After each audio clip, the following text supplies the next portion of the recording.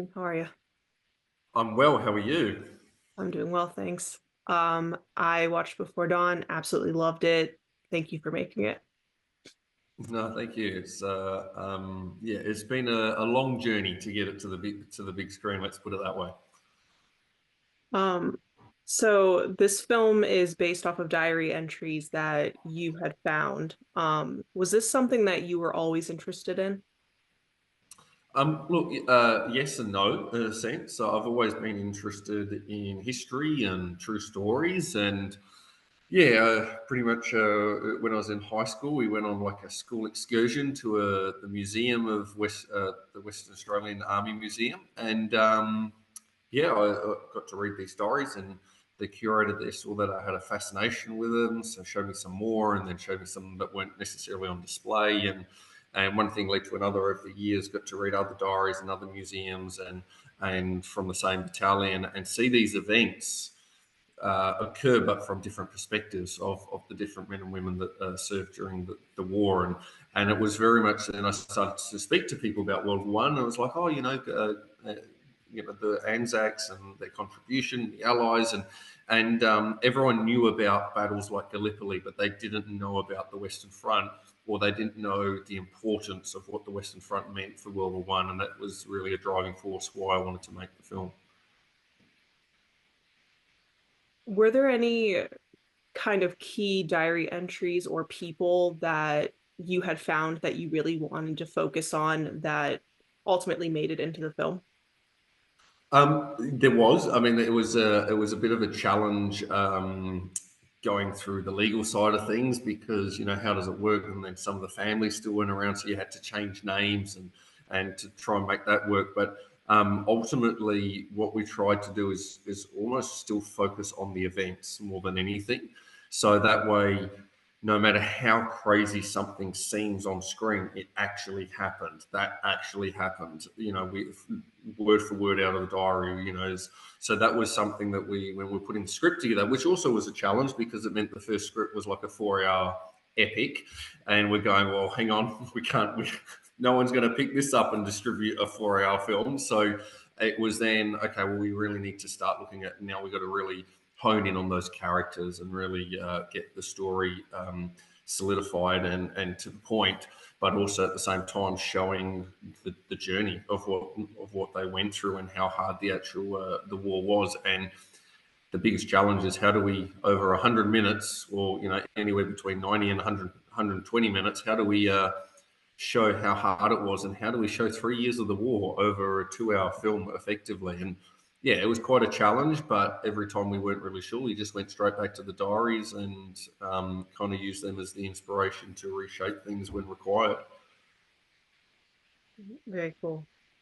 Um, Kind of on top of that, because this is a film, it's also supposed to be entertaining. So what was it like kind of balancing the entertainment story aspect with being historically accurate? So we had a Jared who was the screenwriter. So I worked on the story and worked with him as writing the screenplay. And he had this saying a couple of times, which we really use. We're not making a documentary here; we're making a movie. If we wanted it to be accurate, you'd go watch a documentary. But at the same time, it's like, well, we want everything to be accurate. We wanted the real sets. We wanted the uniforms, right down to the pins, everything to be historically accurate as best as possible. But then there were times where we'd go, okay, well, how do we make this conflict work? Because that's not necessarily exactly how it's out of the diary. But then we'd go back to the diary and read it, and we'd go, well, it is, it is how it happened. And it was almost in times it was quite easy to go, well, we don't actually need to write conflict in here. We don't need to write drama or how hard it is or whatever, because that's exactly how it was. So it was a tricky balancing act at times. We're going, okay, well, the diary says this, but we're going to have to use a little bit of creative license. But we were quite lucky that because we weren't necessarily basing it on one diary, it's based on heaps and heaps and heaps and heaps that we are kind of amalgamating into the one.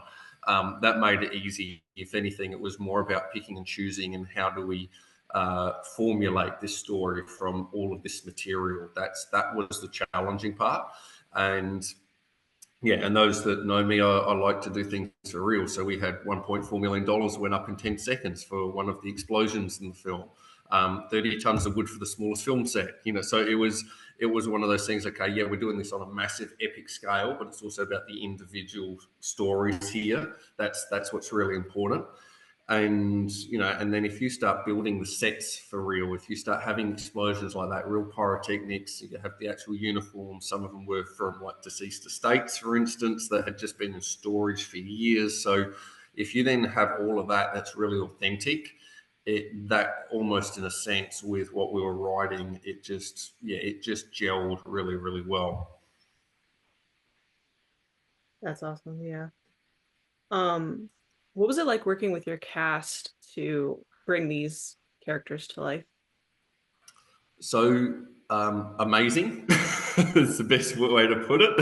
I'm a strong believer that as a director, half of your job's done if you cast correctly. It really is, and that was so important with this. So uh, I grew up in the wrong era, but like I watched Yul Brynner, Steve McQueen, John Wayne. I'm 28, and yet my childhood was watching Stagecoach. John Wayne's Stagecoach. So if you go back and watch something like The Great Escape or Magnificent Seven, for instance, the original, it's all about this ensemble cast. That's what they had back then, and that's what this film really required.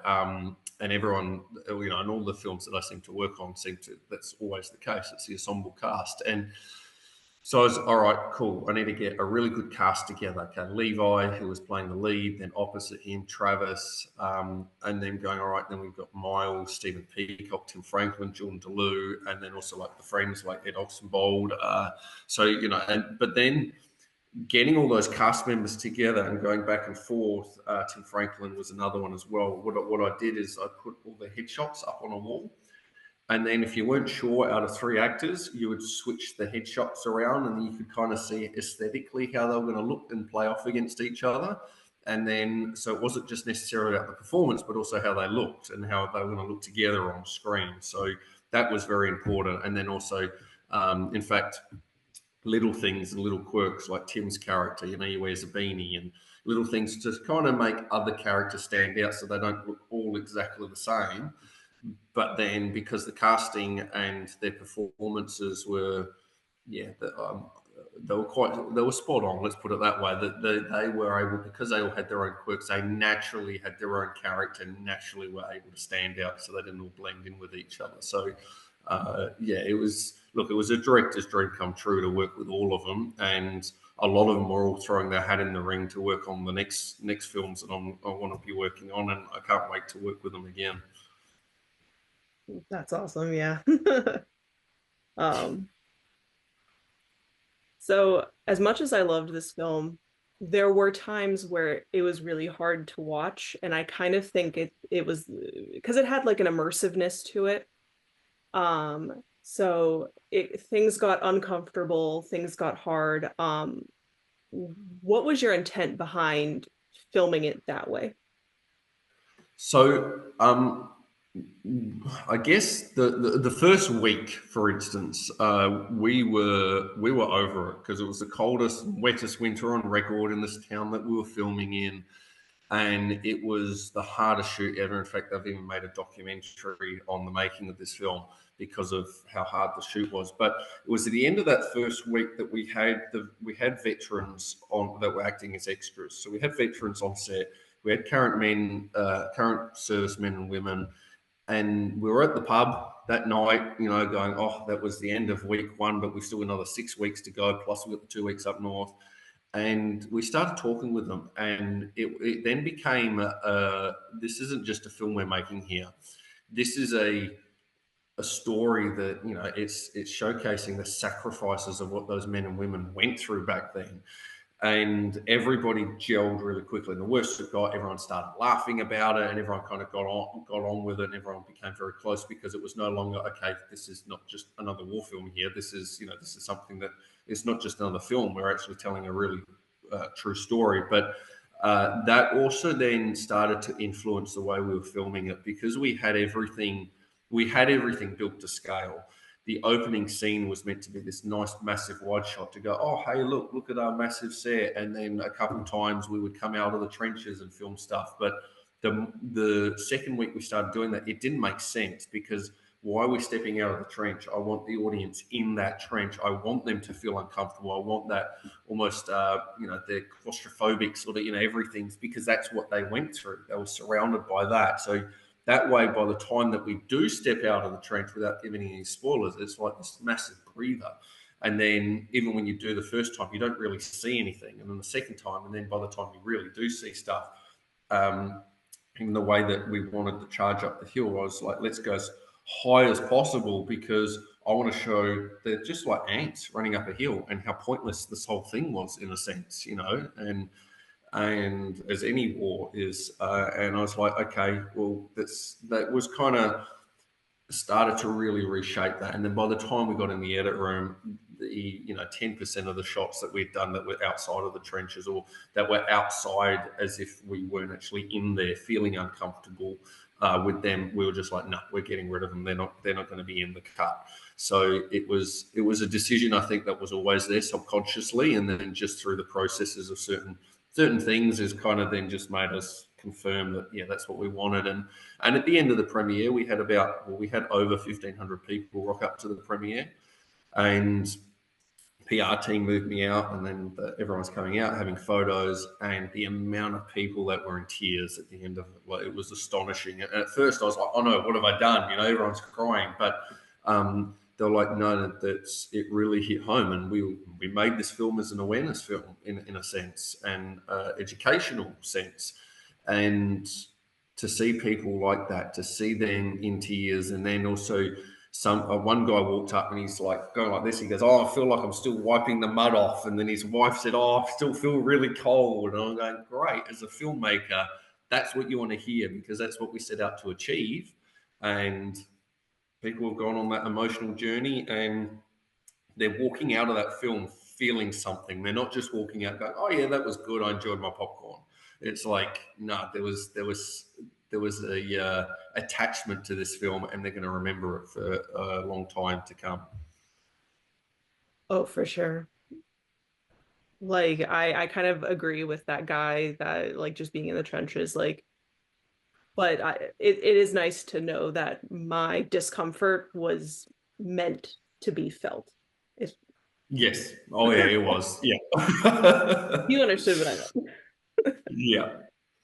Um, what is the significance of the title Before Dawn? So with the Anzacs, they always a lot of the charges and a lot of the times that they would go over the top was before dawn. So a lot of the working parties and whatnot would happen at night.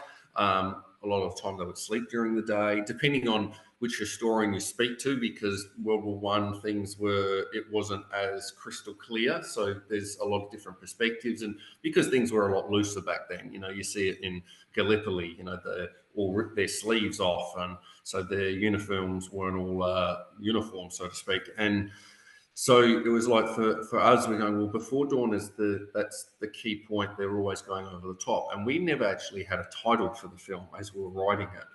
And then it became, okay, well, every time that there's this significant moment, it's not necessarily when they're going over the top, but it's Jim's. Every time he's attempting this redemption situation, it's always at that critical moment before dawn, and that's kind of where the title came from. We're going, so yes, it's about them, those that know Anzacs and World War One and whatnot, is that before dawn was significant in a sense of the military sense.